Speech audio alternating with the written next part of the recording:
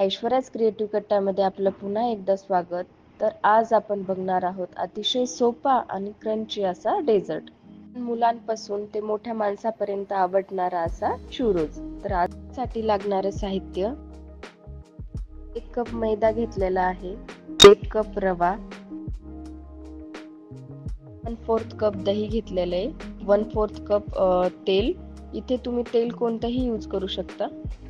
अर्धा चम्मच बेकिंग सोडा, अर्धा चम्मच मीठ. या सर्वांना आता मिक्स करून घेऊया.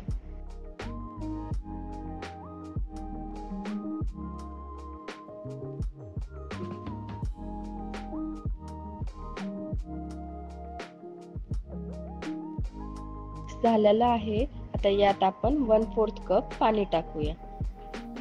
परत एकदा मिक्स करून घेऊया.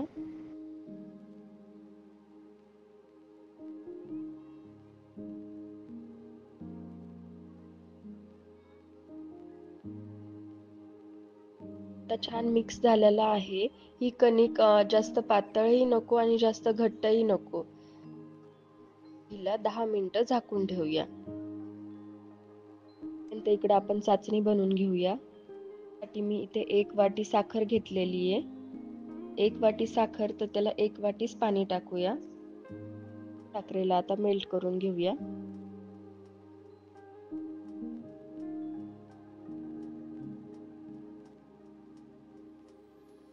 साखर छान मेल्ट झालेली आहे. आपल्याला 1 तारी पाक बनवायचा आहे. 1 चमच इलायची पावडर टाकलेली आहे. आता मस्त मिक्स करून घेऊया. आपला पाक आता रेडी आहे. त्याला साईडला ठेवूया. काही 10 मिनिटं झालेले आहेत. ही एकदा परत मिक्स करून घेऊया.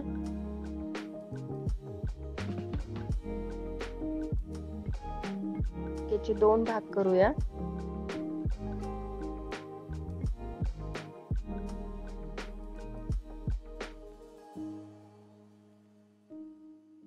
हे प्रेस मेकर घेतलेला आहे. त्याला तेल लावून घेतलेलं आहे आणि त्यात ही कणिक भरूया.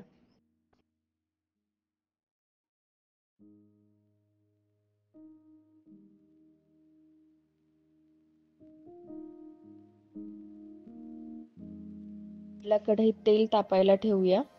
गरम होईपर्यंत आपण याच्यात छान चकल्या किंवा आपल्याला जो आकार हवाय तो आकाराने चुरोज बनवून घेऊया.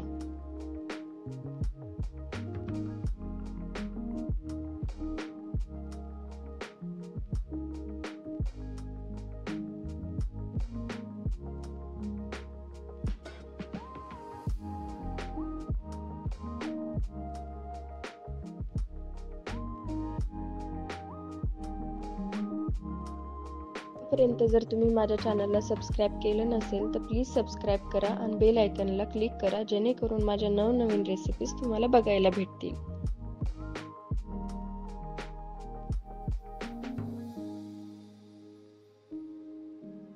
व्हिडिओत दाखवल्याप्रमाणे सर्व चुरोज बनवून घेऊया. तेलही गरम झालेलं आहे. आता हाय फ्लेमवर हे चुरोज तेलात सोडूया.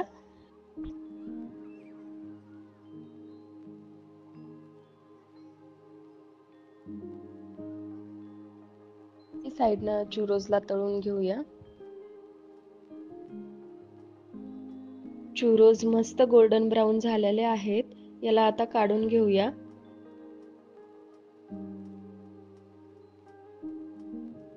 त्याच प्रकारे सर्व चुरोज तळून घेऊया. चाचणी ही थंड झालेली आहे. आता त्यात हे चुरोज टाकूया.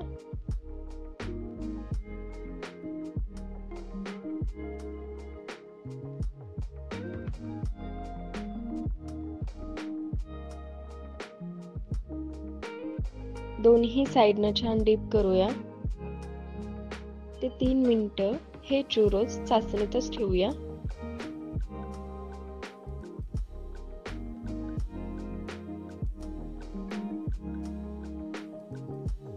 2 ते 3 मिनिटं झालेले आहेत चाचणीमध्ये ठेवून चुरोजला. आता ह्याला काढून घेऊया. अशाच प्रकारे सर्व चुरोज डीप करून घेऊया चाचणीत.